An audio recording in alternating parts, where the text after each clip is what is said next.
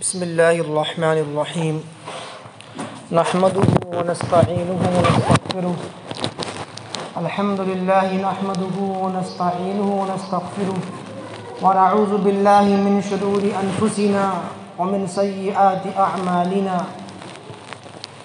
من يهده الله فلا مضل له ومن يضلله فلا هادي له. ونشهد أن لا إله إلا الله وحده لا شريك له ونشهد أن سيدنا محمدًا عبده ورسوله صلى الله عليه وعلى آله وأصحابه وأزواجه وذرياته وبارك وسلم تسليمًا كثيرًا كثيرًا. أما بعد، فقد قال الله سبحانه وتعالى في القرآن المجيد والفرقان الحميد: بسم الله الرحمن الرحيم. يا أيها الذين آمنوا اذكروا الله ذكرا كثيرا وسبحوه بكرة وأصيلا. وقال النبي صلى الله تعالى عليه وسلم: الإيمان 70 شعبة فأفضلها قول لا إله إلا الله وأدناها إماطة الأذى عن الطريق والحياء شعبة من الإيمان أو كما قال النبي صلی اللہ تعالی علیہ وسلم. میرے محترم عزیزوں، دوستوں، بزرگوں، حضور اکرم صلی اللہ علیہ وسلم کے ہم پر بے شمار احسانات ہیں. آپ علیہ السلام نے ہمیں زندگی کے ہر شعبے اور ہر حالت کے طریقے بتائے اور سنتیں بتائیں. انہی میں ایک چیز دعا ہے.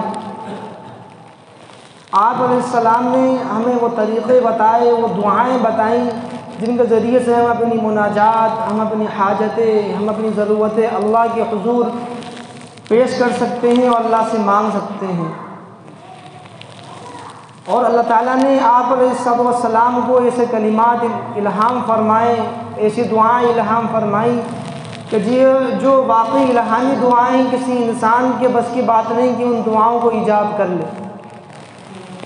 لہذا مصنون دعاؤں کے تعلق سے چند بات عرض کرنے کا ارادہ ہے. اللہ تعالیٰ صحیح بات کہنے، سننے، سمجھنے اور عمل کرنے کی توفیق عطا فرمائے. میرے عزیزو دوستو، ہم صبح اٹھنے سے لے کر شام کو سونے تک جتنے کام کرتے ہیں، جتنے اعمال کرتے ہیں، ہر حالت کی اور ہر نوعیت کی اکثر و بیشتر حالتوں کی دعائیں اللہ کے نبی نے ہمیں ارشاد فرمائیں. ہر موقع محل کی دعائیں ہمیں بتائیں. چنانچہ ہم بیدار ہوتے ہیں، سو کر اٹھتے ہیں، سو کر اٹھنے کی دعا ہے. ایسے ہی بیت الخلاء میں جانے سے پہلے کی دعا ہے، بیت الخلاء میں سے باہر نکلنے کی دعا ہے، گھر سے باہر نکلنے کی دعا ہے، مسجد میں داخل ہونے کی اور باہر نکلنے کی دعا ہے، وضو کرنے کی دعائیں ہیں اور بے شمار مصنون دعائیں آپ علیہ السلام نے احادیث کے اندر ہمیں سکھائیں. مصنون دعاؤں کے اہتمام کا ایک بڑا فائدہ یہ ہوتا ہے کہ بندے کا تعلق اللہ سے جڑتا ہے، اللہ کی ذات عالی کا استحضار نصیب ہوتا ہے اور ہر وقت اللہ سے ایک کانٹیکٹ اور تعلق بنا رہتا ہے. کہ کسی اللہ والے نے کہا کہ اللہ سے تعلق بنانے کا فرمایا سب سے اچھا طریقہ یہ ہے کہ اللہ سے باتیں کیا کرو، کہ اللہ سے دعائیں کیا کرو. ہر چیز میں اللہ سے دعا مانگو. تم گھر سے نکل رہے ہو تو یہ دعا کرو: اے اللہ، میں مسجد جا رہا ہوں، مجھے راستے میں مجھے عافیت عطا فرما، مجھے ناگہانی آفات سے بچا، مجھے مصیبتوں سے بچا. کھانا کھا رہے ہو، مصنون دعاؤں کا اہتمام کرو: اے اللہ، اس کھانے کی، یہ جو کھانا ہی تیری نعمت ہے، مجھے اس سے صحت عطا فرما، تندرستی عطا فرما، اس کے مضر اثرات سے مجھے بچا. فرض کی ہر ایک جو بھی ہم کام کرتے ہیں، فرمایا کہ ہر کام میں اگر بندہ اللہ سے مانگنے کا عادی ہو جائے تو اللہ تعالیٰ کی مدد شامل حال ہوتی ہے اور اللہ کی ذات عالی کا استحضار رہتا ہے، وہ تعلق معلّہ نصیب ہوتا ہے. چنانچہ اللہ فرماتا ہے یا ایھا الذین آمنوا اذکروا اللہ ذکرا کثیرا، اے ایمان والو اللہ کا بہت زیادہ ذکر کرو، ذکرا کثیرا یعنی جتنا ذکر ہو سکے، چلتے پھرتے اٹھتے بیٹھتے ہر وقت اللہ کو یاد کرو۔ ایک صحابی نے پوچھا اللہ کے نبی سے، اللہ کے السلام ای الاعمال افضل، کون سا عمل سب سے افضل ہے؟ فرمایا آپ علیہ السلام نے کہ ان یکون لسانک رطبا بذکر اللہ تبارک و تعالی، فرمایا اللہ کے نبی نے کہ سب سے افضل عمل یہ ہے کہ تمہاری زبان اللہ کے ذکر سے رطب اللسان رہے، تمہاری زبان اللہ کے ذکر میں ہمیشہ مشغول رہے۔ ہمارے سب سے افضل عمل ہے۔ عزیزو دوستو، اب سوال یہ پیدا ہوتا ہے کہ ہم جو ذکر کرتے ہیں، اللہ کو یاد کرتے ہیں، تو اس سے اللہ کا کیا فائدہ ہوتا ہے؟ کیا نعوذ باللہ اللہ کو اس کی ضرورت ہے؟ کیا اللہ کو اس کا کوئی فائدہ پہنچتا ہے؟ بلکہ حقیقت یہ ہے کہ ہم جو ذکر و اذکار کرتے ہیں، ہم جو اعمال کرتے ہیں، اس کا فائدہ ہمیں خود اپنی ذات کو پہنچتا ہے۔ کہ اگر تمام مخلوقات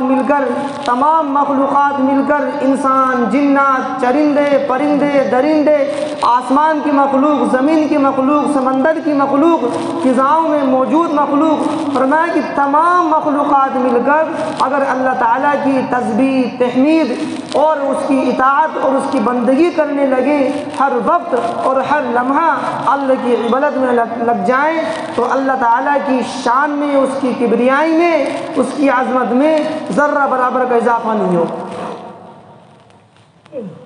اور تمام مخلوقات، انسان اور جنات اور چرندے اور درندے اور پرندے، ہر قسم کی مخلوقات، بری اور بحری، ہر قسم کی مخلوقات اگر اللہ تعالیٰ کی نافرمانی کرنے پہ تل جائے، اللہ کے احکامات کو چھوڑنے پر اور توڑنے پر تل جائے، اور گناہوں کے اندر ملوث ہو جائے، معصیتوں کے اندر ملوث ہو جائے، مبتلا ہو جائے، تو یہ چیز اور ہر وقت ہر لمحہ اللہ کی معصیت کرے، گناہ کرے، تو فرمایا کہ اللہ تعالیٰ کی شان میں، کبریائی میں ذرہ برابر بھی فرق نہیں پڑا اور کمی نہیں آئی۔ کہ اللہ تعالیٰ کو ہماری نمازوں کی، ہمارے صدقات کی، ہمارے خیرات کی، ہمارے سجدوں کی، ہماری تسبیحات کی، ہماری تحمیدات کی، ہماری تکبیرات کی اللہ کو کوئی ضرورت نہیں۔ اللہ کی شان سے بے نیاز ہے، براء البراء ہے۔ تو پھر ذکر کرنے کا فائدہ کس کو ہوتا ہے؟ میرے بھائی، ذکر کرنے کا فائدہ سب سے زیادہ ذاکر کو ہوتا ہے، یعنی خود ذکر کرنے والے کو ہوتا ہے۔ ہمارا سب سے بڑا فائدہ یہ ہے کہ اللہ تعالیٰ کی ذات عالی کا استحضار نصیب ہوتا ہے، اللہ تعالیٰ کا تعلق نصیب ہوتا ہے، تعلق مع اللہ نصیب ہوتا ہے، اور ایک بڑا فائدہ یہ ہوتا ہے کہ آدمی مصنون دعاؤں کے اہتمام سے، اللہ کے ذکر سے گناہوں سے بچ جاتا ہے۔ کہ مصنون دعائیں، بے شمار مصنون دعائیں، مثلا بیت الخلاء میں جانے سے پہلے کی دعا، اللہم انی اعوذ بک من الخبث والخبائث، یہ وہ دعا ہے کہ جب بھی بندہ بیت الخلاء میں جائے یہ دعا پڑھ لے۔ اس کا طریقہ کیا ہے کہ الٹا بایاں پاؤں بیت الخلاء میں داخل کرے، داخل ہونے سے پہلے دعا پڑھ لے۔ اس کا مطلب یہ، اے اللہ میں تیری پناہ میں آتا ہوں خبیث شیاطین سے، مذکر ہو یا مؤنث ہو۔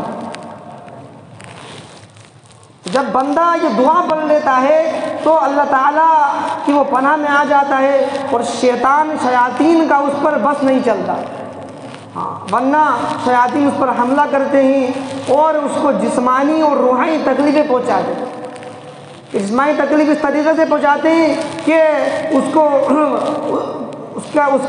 اس کے کپڑے گندے ہو جاتے ہیں، اس کا جسم گندا ہو جاتا ہے، اس پر پلیتی اور ناپاکی لگ جاتی ہے، اور روحانی تکلیف یہ پہنچاتے ہیں کہ شیاطین جو ہیں، اگر بندہ دعا کا اہتمام نہیں کرتا تو شیاطین جو ہے اس کے دل کے اندر وساوس ڈالتے ہیں، برے خیالات ڈالتے ہیں، گندے خیالات ڈالتے ہیں، جس کی بنا پر وہ اس کے اندر گناہ کرنے کا داعیہ پیدا ہوتا ہے، خواہشات ابھرتی ہیں، اور جو ہے برے خیال اس کے ذہن کے اندر آتے ہیں۔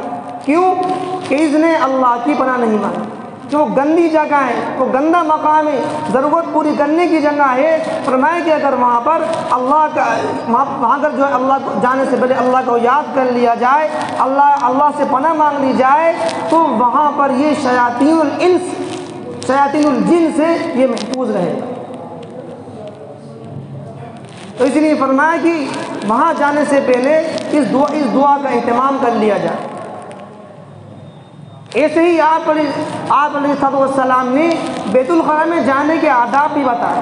عزیزو دوستو، ہماری تو وہ شریعت ہے جس میں ہر ایک چیز کو کھول کر بیان کیا گیا ہے۔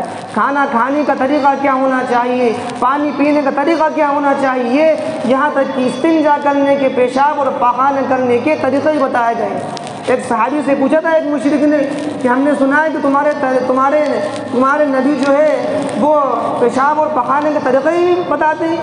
انہوں نے پورے اعتماد سے اور گرو سے کہا، ہاں ہمارے تو وہ نبی ہیں جو ہمیں پیشاب اور استنجا کرنے کے طریقے ہی بتاتے ہیں۔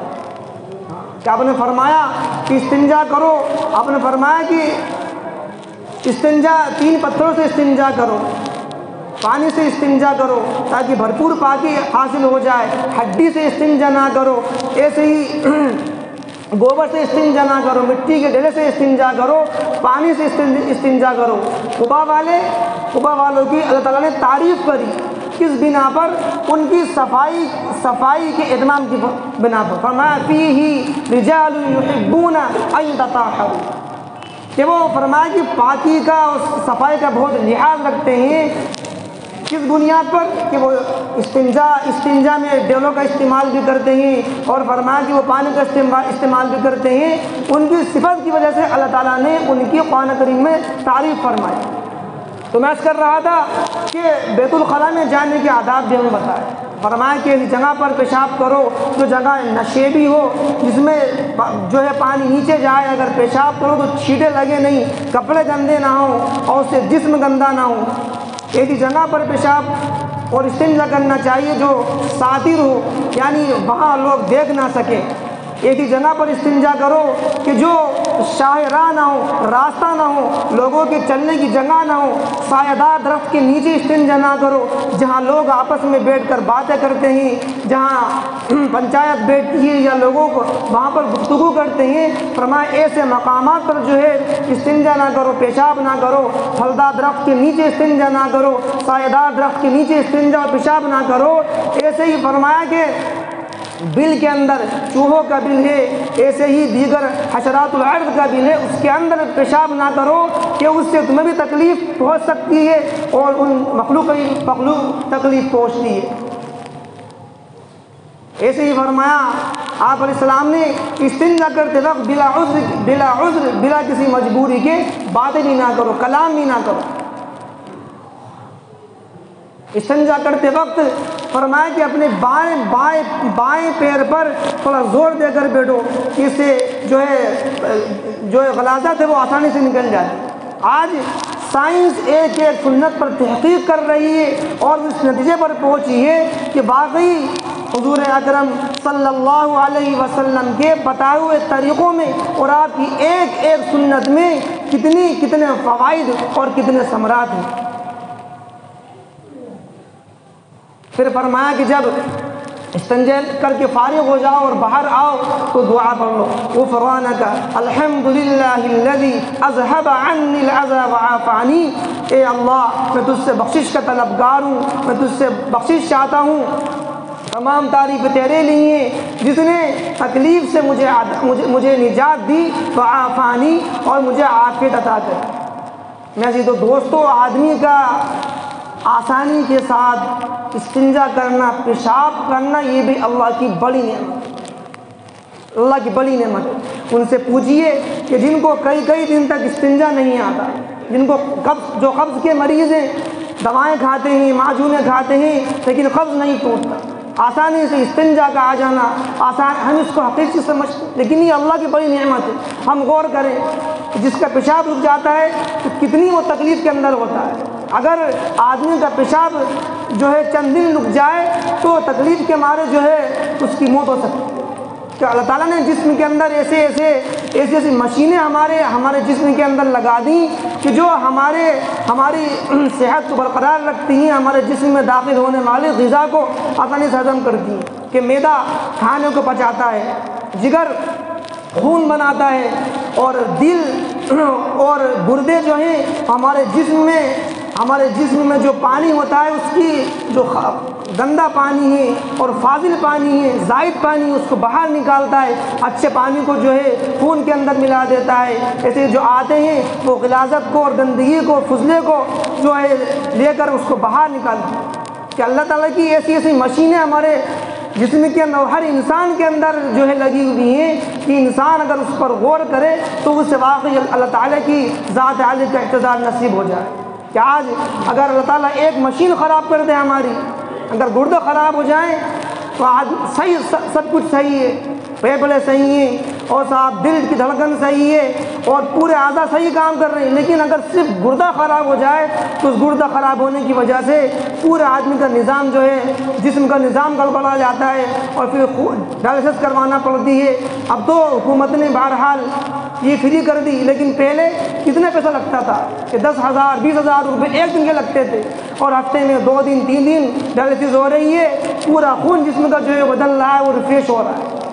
اور اللہ تعالیٰ نے ایسے فلٹر لگا دی ہے ہمارے جسم کے اندر اور ہماری باڈی کے اندر کہ آٹومیٹک خون بھی فلٹر ہو رہا ہے، پیشاب بھی آسانی سے نکل رہا ہے، غذا بھی ہضم ہو رہی ہے۔ ورنہ ہم تو کیا کھاتے ہیں ہم جانتے ہی ہیں، ہم قورمے کھاتے ہیں، بریانی کھاتے ہیں، ایسی چیزیں کھاتے ہیں، گٹکے بیڑی سب، کہ جسم میں جا کر وہ پتہ نہیں کیا کرتے، لیکن اللہ کا خاص کرم ہے کہ اللہ تعالیٰ نے ایسے پارٹ اور ایسے ہمارے جسم میں چیزیں متعین کر دی کہ فاضل چیزوں کو الگ کر دیتی ہے، مضر چیزوں کو الگ کر دیتی ہے، اور مفید چیزوں کو اپنی جگہ پر پہنچا دیتی ہے۔ اس لیے میرے دوستو، میں نے صرف ایک دعا کے بارے میں بتایا، بیت الخلاء میں جانے کی دعا اور باہر نکلنے کی دعا۔ ایسے بے شمار دعائیں ہیں، ان کے پیچھے حکمتیں ہیں، بہت سی ثمرات ہیں۔ اس لیے ہمیں چاہیے کہ ہم ان دعاؤں کا اہتمام کریں، سو کر اٹھنے کی دعائیں، سو کر جو بیدار ہونے کی دعائیں، ایسے کھانا کھانے سے پہلے کی دعائیں، کھانا کھانے انشاءاللہ باتیں آتی رہیں گی۔ درخواست یہ بھائی کہ ہم اپنی زندگی کے اندر جو ہے دعاؤں کا اہتمام کریں، دعاؤں کا اہتمام کریں گے۔ میں نے عرض کیا کہ سب سے بڑا فائدہ یہ ہوگا کہ ہمیں اللہ کے ذات عالی کا اعتزاز نصیب ہوگا، اب گناہوں سے بندہ بچے گا، اور مستقل اللہ کے ہم تعلق اور رابطے میں رہیں گے، اور ہمارا عمل کرنا آسان ہوگا۔ اللہ تعالیٰ مجھے بھی آپ کو بھی ان تمام باتوں پر عمل کرنے کی توفیق عطا فرمائے۔ وآخر دعوانا ان الحمد للہ رب العالمین۔